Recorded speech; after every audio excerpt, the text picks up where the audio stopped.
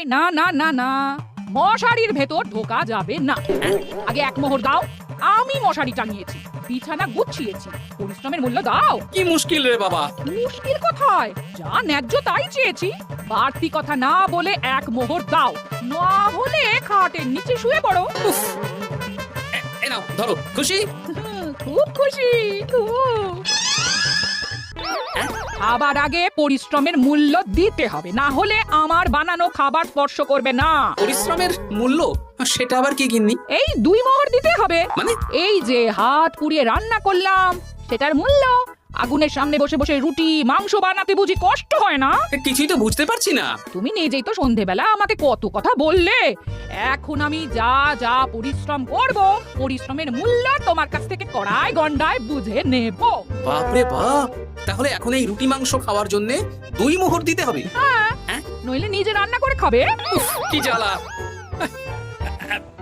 এই নাও 2 মোহর, এবার খাই স্বচ্ছন্দে।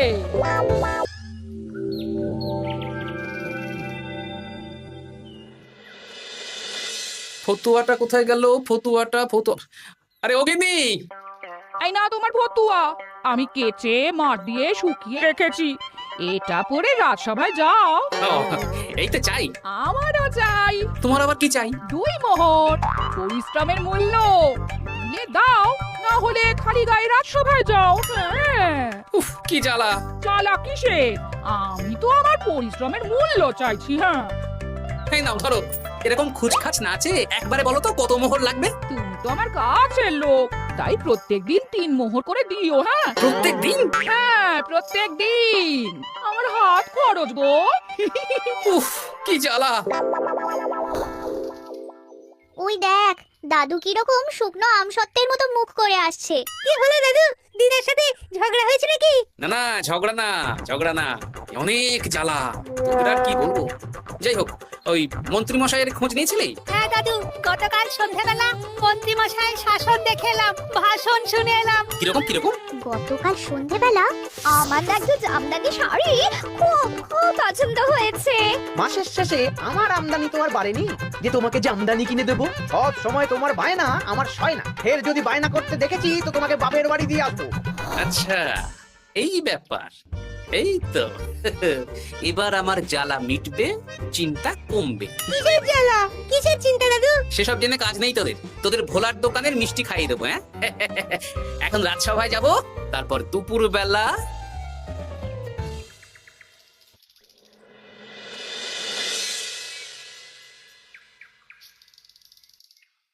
কেমন আছেন মা ঠাকুরুন? কেমন শব্দ থেকে মা বাদ দিয়ে জিজ্ঞেস করো। মো বাদ দেবো মানে? জিজ্ঞেস করো কেন আছি। কি হয়েছে আপনার? তোমাদের মন্ত্রী মশাই আজকাল কেমন খেটে হয়ে গেছেন। কিছু আবদার করলেই চিৎকার চেঁচামেচি করেন, আর একটাই ভয় দেখান, বাপের বাড়ি দিয়ে আসবো। আজকেই সমস্যার সমাধান হবে। সামনের মনোহারি দোকান থেকে একটা কাগজ কলম নিতে হবে, তারপর আসল কাজটা করতে হবে। তোমার সাথে কথা বলতে গিয়ে কত দেরি হয়ে গেল। ধুর, এখনো রান্না হয়নি। এই কে রে? আমি বৃক্ষ বাবা, কাগজটা খুলে পড়ো। বাবা, আমি জানি তোর খুব কষ্ট। তোর স্বামী তোকে দিন রাত উঠতে বসতে শাসন করে আর হুমকি দেয় তোকে বাপের বাড়ি দিয়ে আসবে।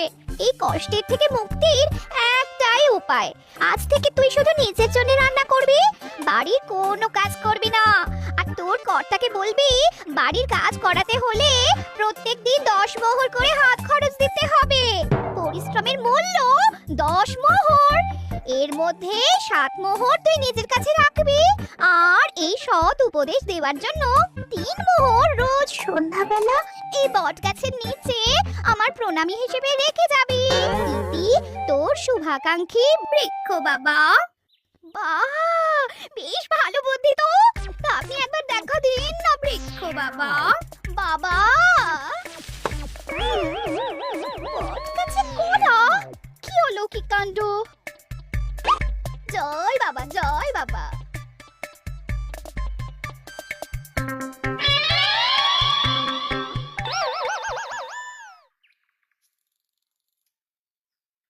আরে গিন্নি, তুমি একা একা খেতে বসে পড়েছো? হ্যাঁ, খিদে পেয়েছিল তাই খেতে বসে পড়লাম। আরে আমাকে ভাত বেড়ে দেবে তো নাকি? তোমার খাবার তুমি রান্না করে দাও, আমি নিজের মতন রান্না করেছি, নিজে খাচ্ছি। এই ছেড়েছে, আমি রান্না করতে পারি নাকি? রান্না করতে পরিশ্রম লাগে, তাই আগে পরিশ্রমের মূল্য দাও। প্রত্যেক দিন 10 মোহর, তারপর রান্না করব, ঘরের কাজ করব। এই তো মহা মুশকিল। কোনো মুশকিলের ব্যাপার না। না, দেখি বাইরে ভোজনালয়ে কিছু খাবার পাওয়া যায় কিনা। দেখো এত বেলায় খাবার পাও কিনা। তাছাড়া বাইরে তেল ঝাল খাবার খেয়ে শরীর খারাপ করলে আমাকেই তো দেখতে হবে। তখন কিন্তু আমার পরিশ্রমের মূল্য 15 মোহর প্রতিদিন হয়ে যাবে। ওহ, কি জ্বালা! কোনো জ্বালার ব্যাপার নেই, আমি খেয়ে উঠেই চট করে রান্না করে দিচ্ছি। তুমি 10 মোহর প্রস্তুত রেখো। আচ্ছা, সন্ধ্যাবেলা দেবো।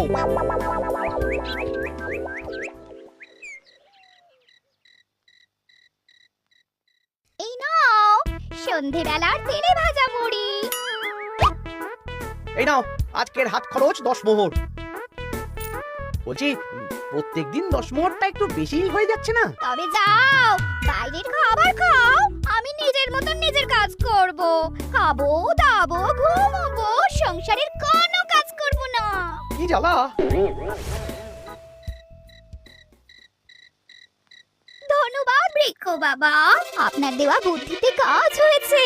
এই যে আপনার প্রণামী 3 মোহর আমি এই বটতলায় রেখে গেলাম। জয় বৃক্ষ বাবা জয়। কি মা ঠাকুরুন, ভালো আছেন তো? হ্যাঁ হ্যাঁ গোপাল দাদা, ভালো আছি। তুমি কেমন আছো?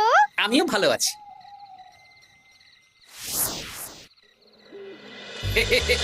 এই তো ওষুধে তার মানে কাজ হয়েছে, 3 মোহর পেয়ে গেলাম। এই নাও গিন্নি, 3 মোহর তোমার আজকের পরিশ্রমের মূল্য। তুমি এত ভালো হয়ে গেলে কবে থেকে গো? আমার আবদার শুনছো যে? তুমি আমার 7টা না 5টা না, একটা মাত্র বউ, আবদার তো শুনতেই হবে। হ্যাঁ,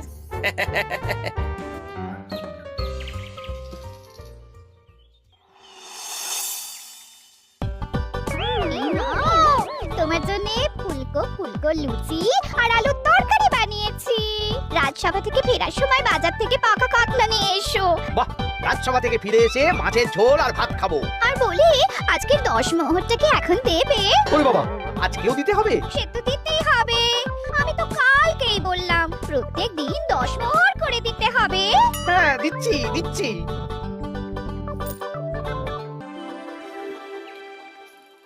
মন্ত্রীমশাই কেমন আছেন? আপনার মুখটা কেমন শুকনো শুকনো লাগছে। শুকনো তো হবেই।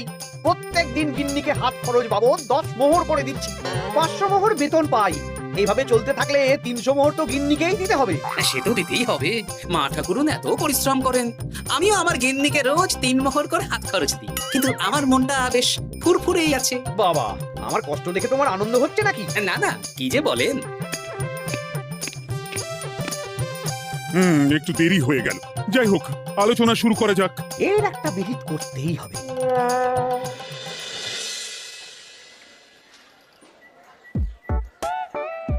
বলি, কাতলা মাছ কত করে দিচ্ছিস রে? পাকা কাতলা আছে 104 মোহর। ওরে বাবা!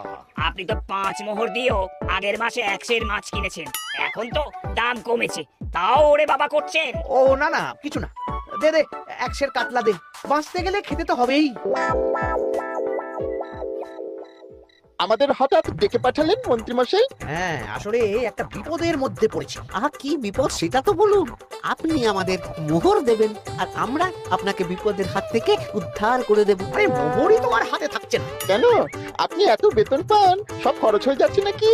ধুর, এতদিন আমি গিন্নির ওপর শাসন চালাতাম, আর এখন প্রত্যেক দিন 10 মোহর করে না দিলে রান্না করবে না, বাড়ির কাজ করবে না। আরে বাবা রে, প্রত্যেকদিন 10 মোহর মানে তো মাসে 300 মোহর। আমি 500 মোহর বেতন পাই, তার মধ্যে 300 মোহর গিন্নিকে দিয়ে দিই। আমার হাতে থাকে 200 মোহর। এই দিয়ে বাজার দোকান কিভাবে করব সেটাই তো বুঝে উঠতে পারছি না।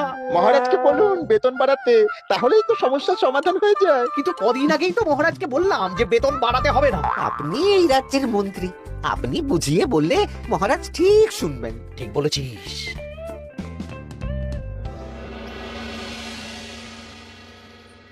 বুঝলে সবাই, আজ আমি মহারাজের কাছে আমাদের সবার বেতন বাড়ানোর প্রসঙ্গ তুলবো। কেন? এই তো আপনি কদিন আগে বললেন বেতন বাড়ানো যাবে না। আরে বাবা, বেতন না বাড়ালে এরপর আমাকে পথে বসতে হবে, বুঝতে পারছো না? বেশ, এতদিনে আপনার সুমতি হলো তাহলে।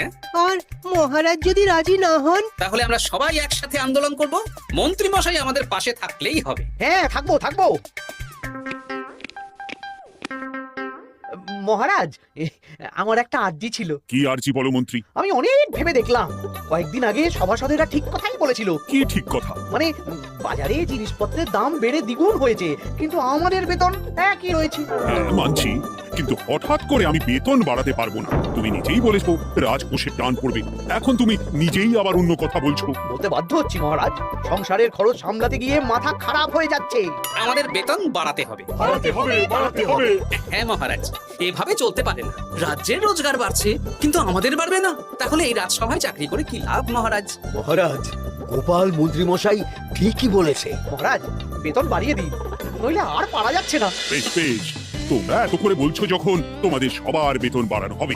আগামী মাসে যা বেতন পাবে তোমরা, তা বর্ধিত হারেই পাবে। কি সবাই খুশি তো?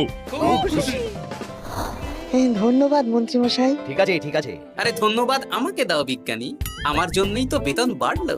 মনোজা, আরে আমি তো মহারাজকে বললাম বেতন বাড়ানোর কথা। আপনি তো নিজের মন থেকে এমনি এমনি বলেননি, মানে? আমি আপনাকে বলিয়েছি মন্ত্রী মশাই। তুমি আবার কখন বলালে? এই যে রোজ আপনার 10 মোহর করে খরচ হয় গিন্নিমার হাত খরচ বাবদ, সেটা তো আমার বুদ্ধিতেই। আরে কি বলছোটা কি? ঠিকই বলছি। কিছুদিন আগে একটা বট গাছের নিচ দিয়ে আপনার গিন্নি যাচ্ছিলেন।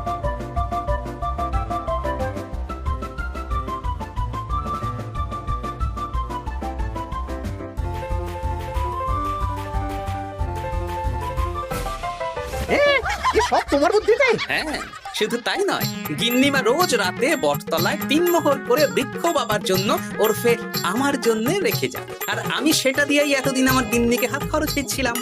হ্যাঁ নয় হ্যাঁ, কিন্তু আর লাগবে না, এবার তো বেতন বেড়ে গেল, আর কোনো সমস্যা হবে না। গিন্নিমাকে ব্যাপারটা বুঝিয়ে বলে দেবেন, কেমন? মানে গোপাল আপনার কাছ থেকে সোজা আঙুলে ঘি বের করতে পারেনি, তাই আঙুল বাঁকা করেছে, আর আপনি অমনি ছেঁকা খেয়েছেন। ওরে বাবারে! এই তোলো তোলো, মন্ত্রী মশাইকে তোলো, যা ছ্যাঁকা খেয়েছেন এখন কদিন আর ওনার জ্ঞান ফিরবে না। ওই তো চিকিৎসা শুরু করো।